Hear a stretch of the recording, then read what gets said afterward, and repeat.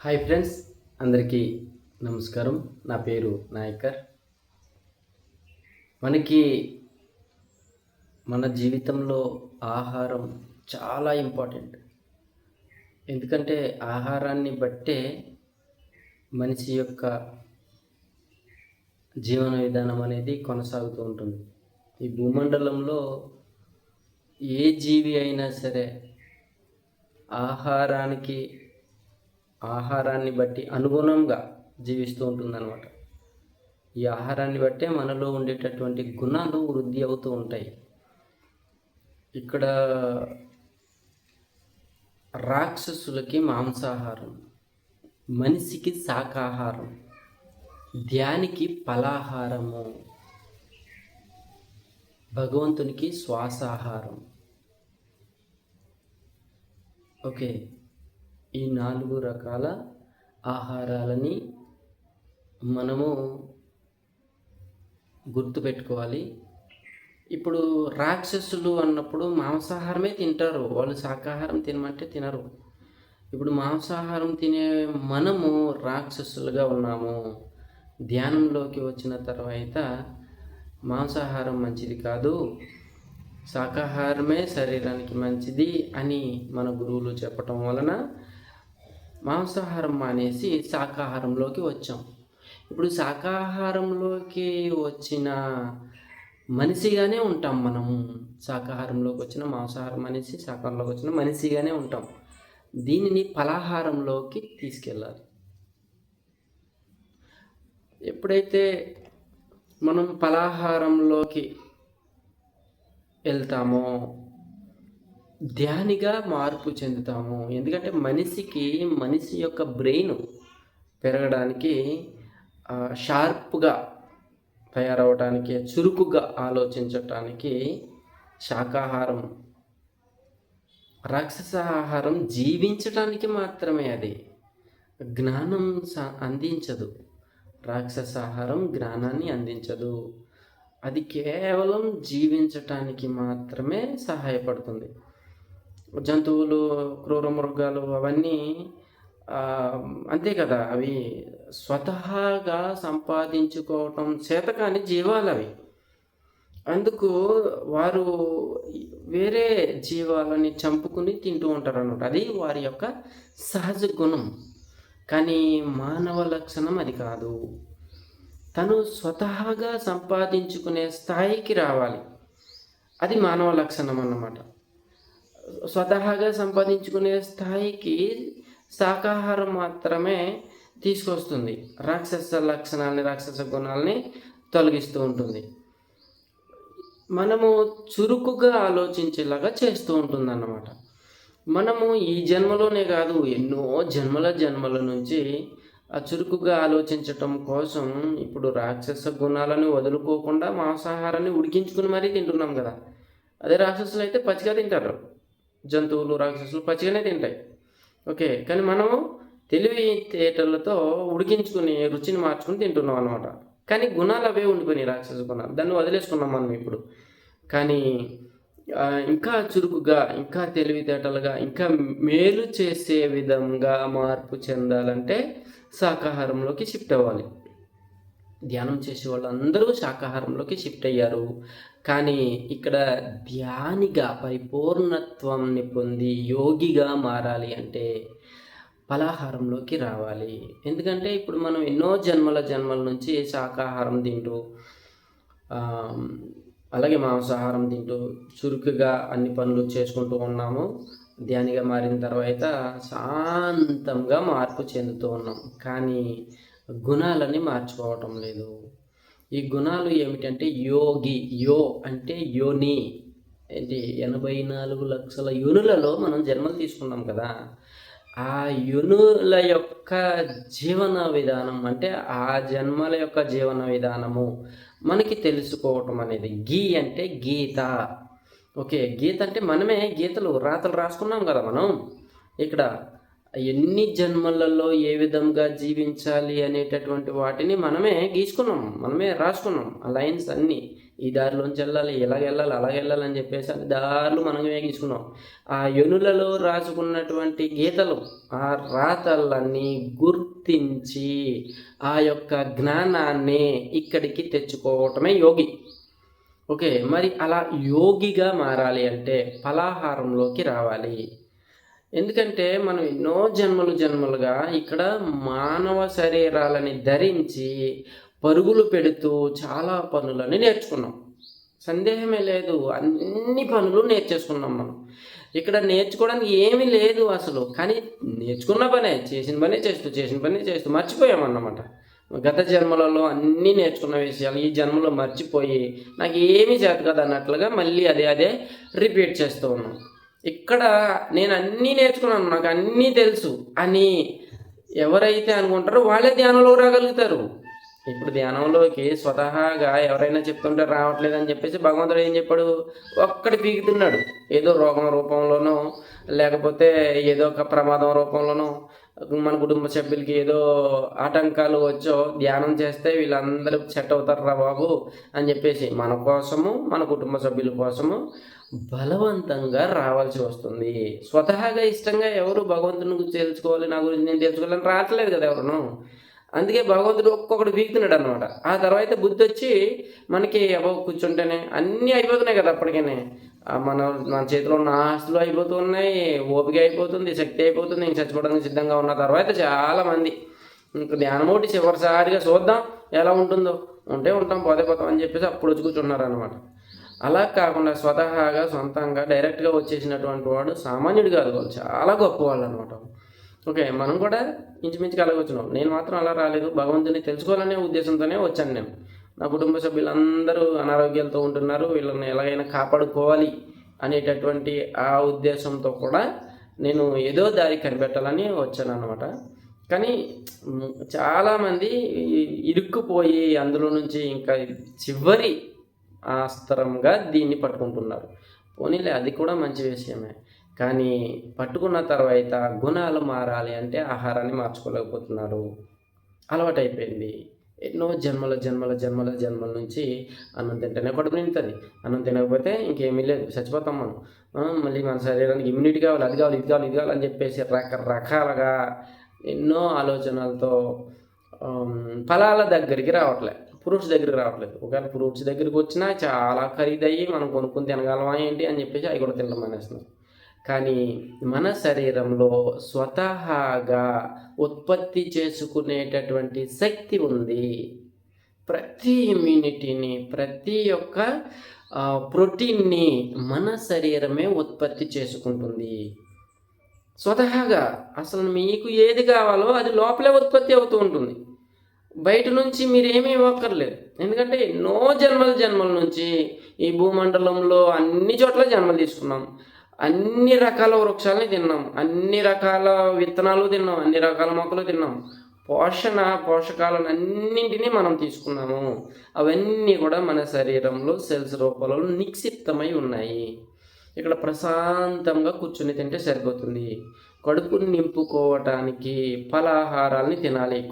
కుంభాలుగా తింటున్నాం మనం అన్నాన్ని, కానీ కడుపు నిండుతుంది తప్ప శక్తి రావటంలే. ఇంకా ఉన్న శక్తి కరిగిపోతుంది కదా. అది ఏమైనా పరిపూర్ణమైన ఆహారమా? కెమికలే కదా మొత్తం అంతానే, కెమికల్ వేసి పండించిన పంటలే కదా.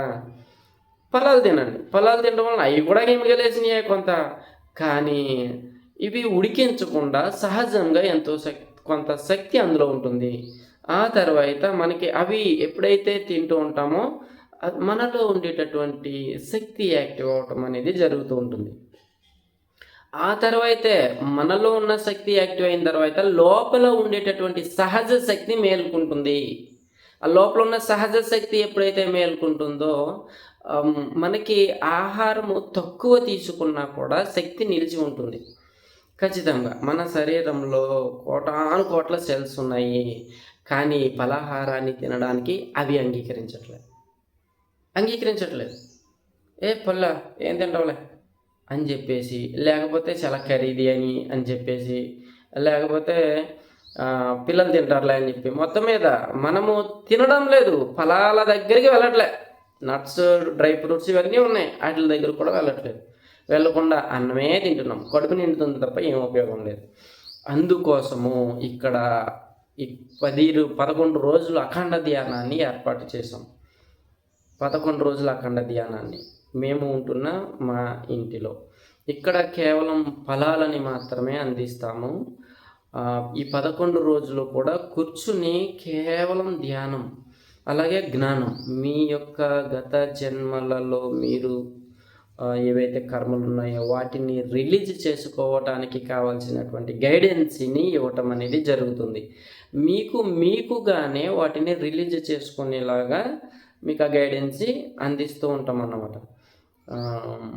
మీకు వచ్చిన విజన్స్ని దాన్ని ఇంకా అభివృద్ధి చేసుకునేలాగా మేము మీకు తెలియచేయటం అనేది జరుగుతుంది. ఫుడ్ వచ్చేసి శాకాహారము, డ్రై ఫ్రూట్స్, నట్స్ అవి పెడుతూ ఉంటాము. చాలా లైట్ ఫుడ్ అన్నమాట.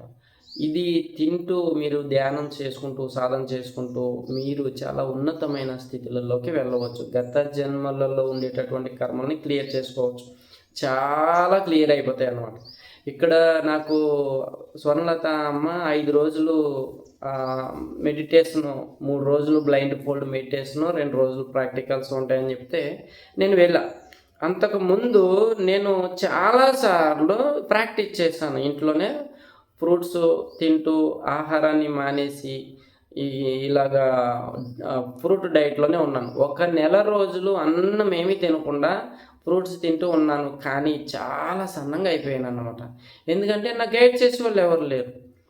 నా శరీరంలో సెల్స్ చేంజ్ అవ్వలే, అవి అంగీకరించటంలే. నువ్వు ఖచ్చితంగా అన్నమే తినాలి. ఫ్రూట్స్ తింటూ కడుపు నిండట్లేదు, ఎన్ని తిన్నది నిండట్లేదు అనమాట. అబ్బా, ఆకలిని జయించాను, కానీ శరీరం సన్నంగా అయిపోయింది.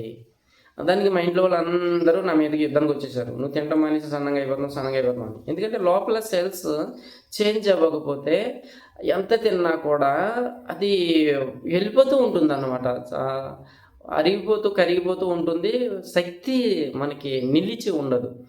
ఇక్కడ స్వర్ణలత అమ్మ దగ్గరికి వెళ్ళిన తర్వాత నాకు అక్కడ గైడెన్స్ ఏమీ ఇవ్వలేదు, కానీ సాధన చేసాం. మేము చాలా శక్తిని పెంచుకున్నాం. ఆ తర్వాత నాకు ఒక డ్రీమ్ వచ్చింది.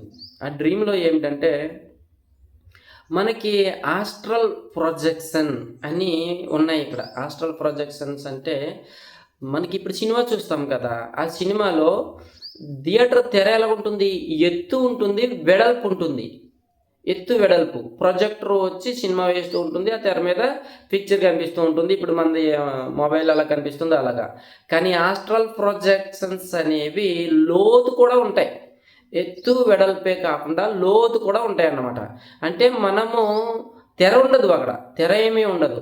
ఆ ప్రొజెక్షన్స్ పైనుంచి వేస్తూ ఉంటారు, పిక్చరు పైనుంచి వేస్తూ ఉంటుంటే కింద బొమ్మలో నడుస్తూ మాట్లాడుతూ అవి డాన్సులు చేస్తూ ఉంటాయి అన్నమాట. అవి రియల్గా ఉంటాయి. మనము వాటి చుట్టూ తిరిగేయచ్చు, వాటిని పట్టుకోవాలని ప్రయత్నిస్తే మాత్రం అందం. వాళ్ళు నిజంగా రియల్ మనుషులాగా కనిపిస్తారు, వాళ్ళు మనలాగే కనిపిస్తారు. అటువంటి పిక్చర్స్ని వాళ్ళు క్రియేట్ చేసి అది రియాలిటీ లాగా మధ్యలో వేస్తూ ఉంటారు అన్నమాట. వాటిని ఆస్ట్రల్ ప్రొజెక్షన్స్ అంటారు. ఇవి రియల్గా కూడా మన కళ్ళ ముందు కొన్ని పిక్చర్స్ని కొన్ని చిత్రాల రూపంలో వేశారు. అవి రియల్గా ఉన్నాయి. జీసస్కి సిలువ వేశారు కదా, అప్పుడు అది అంతా ఇలాగ పిక్చర్ రూపంలో వేసి చూపించినటువంటిదే. జీసస్కి వేసింది కూడా అదంతా సత్యం కాదు అది అంతా. ఎందుకంటే ఒక యోగిని అసలు ఎవడు టచ్ చేయడానికి సాధ్యం కాదు. ఆయన ఎంతో ప్రేమమూర్తి, ఎంతో కరుణామూర్తి. అటువంటి కరుణామూర్తిని దరిదాపుల్లోకి కూడా ఇటువంటి చీకటి జీవాలు వెళ్ళలేవు. అటువంటి వాళ్ళని కొడితే వాళ్ళు అక్కడికక్కడే ఖతమైపోతారు అనమాట. కానీ ఇక్కడ ఆ జీసస్ని వేశారు అంటే అది భవిష్యత్తులో మీకు ధ్యానం చేసేటప్పుడు మీ పైన ముళ్ళ కిరీటాలు పెట్టుంటాయి, మీ వీపుల పైన కొరడాలతో కొట్టినట్లుగా అనిపిస్తూ ఉంటుంది. ఇవన్నీ మీ శరీరాలలోనే జరుగుతాయి నాయనా అని తెలియజెప్పడానికి ఆ ఆస్ట్రల్ ప్రొజెక్షన్స్ని అప్పుడు వేసి చూపించారన్నమాట. అది ఇప్పుడు మనకి రియల్గా మన లోపల జరుగుతుంది. ఎవరు మనం కొట్టట్లే, కానీ శిరస్సు మాత్రం చితికిపోతుంది. ఓకే, మన వెన్నుపూసలు నలిగిపోతున్నాయి, భుజాలు వాసిపోతూ ఉన్నాయి. ఎవరైనా కొడుతున్నారా మనల్ని? లేదు. అయినా మనం అది అనుభవిస్తూ ఉన్నాం. ఇవి అనుభవిస్తారు మీరు. కానీ దీని నుంచి బయటపడాలి అంటే మీరు యోగులు కావాలి. యోగులు కావాలంటే ఆహార నియమాలు పాటించాలి అని భగవద్గీతలో మన శ్రీకృష్ణ భగవానులు చాలా క్లియర్గా చెప్పారనమాట. ఇప్పుడు నాకు ఈ ఆస్ట్రల్ ప్రొజెక్షన్స్ చాలాసార్లు వేసి చూపిస్తూనే ఉన్నారు. ఎలాగంటే నా కళల రూపాలలో, అలాగే ఇక్కడ రియల్గా మనము ఏదైనా ఒక సంఘటన జరిగింది మన జీవితంలో, జరిగిన సంఘటనని మనం మర్చిపోవాలని ప్రయత్నిస్తూ ఉంటాం.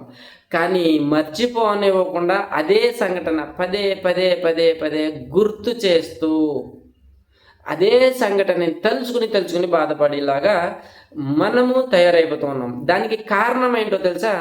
మన లోపల ఇటువంటి ఆస్ట్రల్ ప్రొజెక్షన్స్ని వేసి లోపల చూపిస్తున్నారు సినిమాలు మన మైండ్లో. మనకి ఆ లోపల చూపించటం వలన మనము అది గుర్తుకొస్తుంది అనమాట. గుర్తుకొచ్చి దాన్నే తలుచుకుని బాధపడిపోతూ ఉన్నాం. నాకు అది చూపిస్తున్నారు కళల్లోని. అక్కడ ఆస్ట్రల్ ప్రొజెక్షన్స్ వేసేటటువంటి వాడు ఒకడు ఉన్నాడు అనమాట. వాడిని గుర్తించాను నేను. నా కొడుక దొరకవరా నువ్వు, వేసే అని చంపే అని చెప్పేసి నేను ఇంకా రగిలిపోతూ ఉన్నాను అనమాట. ఇప్పటికి దొరకడు నాకు అని. వాడిని పట్టుకుని కొట్టే మా మరదల్ని చెప్తున్నాను. మా మరదలు నాకు నిజంగా అత్తమాట ప్రొటెక్ట్ చేస్తూ ఉంటుంది నన్ను. తను చాలా గొప్ప మాస్టర్, నన్ను కాపాడుతూ ఉంటుంది అన్నమాట, ఆస్ట్రల్గా రియల్గా కూడా. ఇప్పుడు తను ఒక హీలింగ్ స్టిక్ ఉంది, హీలింగ్ స్టిక్ తన చేతిలో. ఆ హీలింగ్ స్టిక్ తీసుకుని తను కంట్రోల్ చేయాలని చూస్తుంది. ఇలాగా సరిపోవట్లే, తన శక్తి సరిపోవట్లేదు. ఆ తర్వాత నేను గుర్తించాను కదా, నేను గుర్తించి వెళ్ళి నేను లలితమ్మకి ఇద్దరము కలిసి వెళ్ళి ఏసై విండి చంపే పేల్చే అని చెప్పేసి అంటున్నాను అనమాట. అంటే మా మరదలంతే వద్దు, పేల్చొద్దు, చెరిపేద్దాం, వాడి మెమొరీని పూర్తిగా చెరిపేద్దాం అని చెప్పేసి ఆ 3 స్టిక్లు తీసుకుని అక్కడ పూర్తిగా ఇలాగా వాడు ఏదైతే ప్రొజెక్షన్స్ వేస్తున్నాడో ఆ పిక్చర్స్ని చెరిపేయటం అనేది జరిగింది. ఆ పిక్చర్స్ని ఎప్పుడైతే చెరిపేసామో తర్వాత ఇంకా వాడు మొత్తుకుంటున్నాడు, వద్దు చేయొద్దు, ఇలాగ చేయొద్దు అని చెప్పేసి మొత్తుకుంటున్నాడు. అంటే వాడు నేను ఇలాగే వేస్తూ ఉంటాను, నా పని ఇదే, నేను ఖచ్చితంగా నేను ఇలాగే ఏడిపిస్తూనే ఉంటాను, మీరు అలా చెరిపేస్తే నాకు పని ఉండదు కదా, మరి నేనేం చేయాలి అని చెప్పేసి బాధ. ఇలాగే ఉన్నారు మన శరీరంలో ప్రతి ఒక్కరు. వాళ్ళెవరో కాదు, మన గత జన్మలలో వాళ్ళనే మనం తెచ్చుకుని లోపల పెట్టుకుని వాళ్ళకి జ్ఞానాన్ని అందించకుండా అజ్ఞానాన్ని అందించేటటువంటి రాక్షస గుణాలతో కూడిన ఆహారాన్ని అందిస్తూ ఉన్నాము. దాని వలన వాళ్ళలో మార్పు రావట్లేదు, మన లోపలే వీటిలో మార్పు రావట్లేదు, వీటిలో మార్పు రాకపోతే మనలో మార్పు ఎలా వస్తుంది? లోపల ఏం ఆలోచిస్తున్నారో బయటకు అదే వస్తుంది. నేను ఎప్పుడైతే దీన్ని చెరిపేశానో అప్పటి నుంచి నాకు ఆలోచనలు తగ్గిపోయాయి. లేవు. మా చెల్లి చనిపోయింది, నా కళ్ళ ముందే చనిపోయింది, నా చేతుల్లోనే చనిపోయింది. తనని బ్రతికించుకోవాలి. యాక్చువల్లీ మేము బ్రతికించుకోవాలి, ఛాలెంజ్ అన్నమాట అది. నువ్వు చనిపోవాలి, నేను బ్రతికించుకోవాలి, ఇది ఛాలెంజ్. నేను నేను ఖచ్చితంగా బ్రతికించుకుంటున్నాను. కానీ బ్రతికించుకునేటటువంటి అవకాశం ఉన్నా కూడా నాకు ఆ మరుపును రప్పించాయి నా లోపల ఉండేటటువంటి కణాలు. అసలు వద్దు, చెయ్యకు, చచ్చిపోని అని చెప్పేసి లోపల మొత్తం అయ్యి నన్ను సతమతం అయ్యేలాగా చేసేయన్నమాట. నా చేతులారా నేను బ్రతికించుకోలేక చనిపోకున్నాను నేను. ఓకే, అయిపోయింది, అది చనిపోయింది. కానీ నేను అపరాధ భావంతో కృంగిపోతూ ఉన్నాను అన్నమాట. అరే నేను బ్రతికించుకోలేకపోయాను, చంపేసుకున్నాను నేను అని చెప్పేసి చాలా బాధపడుతూ ఇప్పుడు ఇదే ఆలోచన పదే వాళ్ళు ఇస్తూ ఉన్నారు నాకు. నేను మర్చిపోదామని చెప్పేసి గంటలు కూర్చుంటున్నాను, అయినా సరే మర్చిపోలేకపోతున్నాను. ఇదే ఆలోచన ఇస్తూనే ఉన్నారు. ఇప్పుడు ఈ ఆలోచన ఎప్పుడు పోతుంది మీకు? శాకాహారం మాని ఫలాహారంలోకి వచ్చినప్పుడే. నేను అప్పటి నుంచి ఆ ఫలాహారం తినాలి, మార్చుకోవాలి అని చెప్పేసి అనుకుంటున్నాను, కానీ అవకాశం రావట్లే. ఇంట్లో వాళ్ళు కూడా తినవట్లే. ఎందుకంటే అంగీకరించవు, చుట్టూ ఉండే పరిస్థితులు, వ్యక్తులు ఎవ్వరు అంగీకరించరు. తినడం అనేస్తే చచ్చిపోతావు, సన్నంగా అయిపోతావు, నీకు ఇమ్యూనిటీ అందదు, అది అందదు, ఇది అందదు అని చెప్పేసి మొత్తం పెట్టారు కదా మనకి లోకంలో రకరకాలు. అలాగ అన్నీ పట్టుకొచ్చి కుమరిస్తారనమాట మన మీద. తిన్నెవరు, ఎందుకంటే మన లోపల ఏదైతే ఉందో వాళ్ళలోనే అదే ఉంది, అంగీకరించరు అనమాట. నువ్వు ఖచ్చితంగా కర్మ అనుభవించాల్సిందే, నువ్వు మారిపోతే ఎలాగ అని చెప్పేసి ఒప్పుకోరు. కానీ నేను అలాగా ఒప్పుకోలే. వీళ్ళు ఎవ్వరు ఎలా ఉన్నా సరే నేను మార్చుకుంటానండి నేను అని చెప్పేసి వెళ్ళిపోయాను విజయవాడ స్వర్ణలతమ్మ దగ్గరికి. 5 రోజులు అక్కడ కూర్చున్నాను. కేవలం ఫ్రూట్సే పెట్టింది. చాలా లైట్ ఫుడ్, అద్భుతం అన్నమాట. ఏ గైడెన్సీ లేదు, కేవలం కూర్చోబెట్టింది పలహారాన్ని పెట్టి. తిన్నాం, హాయిగా కూర్చున్నాం. 5 రోజుల తర్వాత నాకు ఈ డ్రీమ్ వచ్చింది. ఈ డ్రీమ్ రావటము నా లోపల ఉండేటటువంటి ఆస్ట్రల్ ప్రొజెక్షన్. మంచి పిక్చర్లు అయితే హ్యాపీ, కానీ ఇప్పుడు మంచి పిక్చర్లు వేయట్లేదే, లోపల చెత్తట్టుకు వచ్చేసి అదే వేసి అదే చూపించి మనం పిచ్చకి ఇలా చేస్తూ ఉన్నారు. ఇంకా ఆడిని నేను చెరిపేసుకున్నాను, డిలీట్ చేసుకున్నాను, పోయాడు. ఓకే, అటువంటి వాళ్ళు ఇంకా బోల్ మంది ఉన్నారు, బొచ్చుడు మంది ఉన్నారు, 1 2 కాదు. యోగి కావాలి మనం. యోనులలో ఉండేటటువంటి ఆ గీతల రాతల చెత్త చెదారాన్ని చెరిపేసుకుని మనకి కావాల్సినటువంటి జ్ఞానాన్ని పెంపొందించుకునేటటువంటి వారిని యాక్టివ్ చేసుకోవాలన్నమాట. అంతే. ఇది ఈ విధంగా మన బయట హాస్టల్ ప్రొజెక్షన్స్ ఎప్పుడో జరిగినాయి, ఇప్పుడు కూడా కొన్ని చోట్ల జరుగుతున్నాయి. లోపల ఎప్పుడు జరుగుతూనే ఉన్నాయి. లోపల మీకు ఆలోచనలు వస్తూ ఉన్నాయి, గతాన్ని మర్చిపోకుండా ఉంటున్నారంటే కారణం ఇదే. మీకు అవసరమైనటువంటిని మర్చిపోయేలాగా చేస్తూ ఉంటాయి లోపల కణాలు, అనవసరమైనటువంటి వాటిని గుర్తు చేస్తూ ఉంటాయి ఏడ్చిలాగా, బాధపడేలాగా. ఎందుకంటే గతంలో వాళ్ళందరినీ మనం ఆ విధంగా హింసించి చేశాం కాబట్టి ఆ కర్మని అనుభవించేలాగా వాళ్ళు మనకి ఇవి చేస్తూ ఉంటారన్నమాట. ఇదంతా ఒక అద్భుతమైన ప్రణాళిక ప్రక్రియ. మరి దీని నుంచి మనం బయటపడాలి అంటే ఖచ్చితంగా సాధన చేయాలి. శాకాహారాన్ని వీడి ఫలాహారంలోకి రావాలి. ఒకేసారి రావాల్సిన అవసరం లేదు, మీకు గైడ్ చేస్తాం మేము ఎలా రావాలి ఏమిటి అనేది. అందుకోసము మేము ఏర్పాటు చేసినటువంటి మా ఇంటిలో 11 రోజుల అఖండ ధ్యానంలో మీరు పాల్గొవచ్చు. 3 రోజులు ఖచ్చితంగా ఉండాలి. 3 రోజులు ఉండి 3 రోజుల తర్వాత మేము వెళ్తాం అనుకునేటటువంటి వాళ్ళు వెళ్ళవచ్చు. 20 మందికి మాత్రమే అవకాశం ఉంది. అందులో కొంతమంది రిజిస్టర్ అయ్యారు. మిగిలినటువంటి వాళ్ళు ఎవరైతే ముందు చేసుకునే వాళ్ళు పర్ఫెక్ట్గా ఉండగలుగుతారు, లోకానికి మేలు చేస్తారు అనేటటువంటి వాళ్ళకి ఈ విధంగా కణ వ్యవస్థని మార్చుకుని నేను భగవంతునిగా మార్పు చెందుతాను, అందరికీ సత్యాన్ని తెలియజేస్తాను అనుకుని ఉత్సాహంగా పనిచేసేటటువంటి వాళ్ళని మేము సెలెక్ట్ చేసుకుంటున్నాం అనమాట. కాబట్టి అటువంటి వాళ్ళు రిజిస్టర్ చేసుకుని మీరు ఇక్కడికి రావచ్చు. పూర్తిగా ఉచితం. మీరు ఇక్కడికి వచ్చి ఆ సాధన చేసుకుని మీరు ఆ జ్ఞానాన్ని పొంది మీరు అందరికీ మేలు చేసే విధంగా మార్పు చెందాలన్నదే మా యొక్క తపన. నేను మార్చుకున్నాను, నాకులాగా అందరూ మార్చుకోవాలని కోరుకుంటున్నాను. అందుకోసం అందరికీ నేను ఎంతో ప్రేమపూర్వకంగా ఆహ్వానాన్ని పలుకుతూ ఉన్నాను. కాబట్టి అలాగే ప్రతిరోజు రాత్రి 9 గంటల నుంచి 11 గంటల వరకు మెడిటేషన్ ఉంటుంది గ్రూప్లో.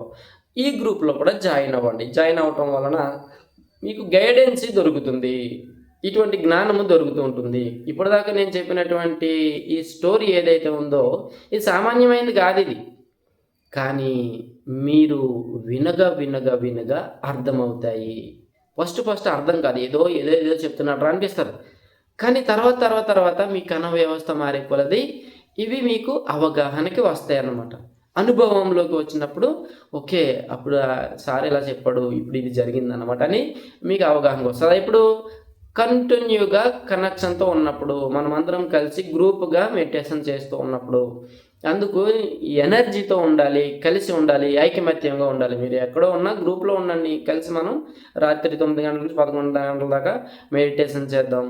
అలాగే ఇంటికి వచ్చినప్పుడు డైరెక్ట్ ఎనర్జీస్ని తీసుకోవచ్చు, చాలా అద్భుతమైన నాలెడ్జ్ని మీరు పొందవచ్చు. కాబట్టి వీలున్నటువంటి వాళ్ళందరూ ఇక్కడికి రండి. గూగుల్ ఫారం పెడుతున్నాం. ఆ గూగుల్ ఫారంలో ఉండేటటువంటి రెస్ట్రిక్షన్స్ని ఒకసారి చదివి మీరు మాకు ఫోన్ చేస్తే మేము మిమ్మల్ని సెలెక్ట్ చేసుకోవటం అనేది జరుగుతుంది. అందరికీ ఎంతో ప్రేమపూర్వకంగా ఆహ్వానం పలుకుతూ ఉన్నాము. వెల్కమ్, ఆయుష్మాన్ భవ.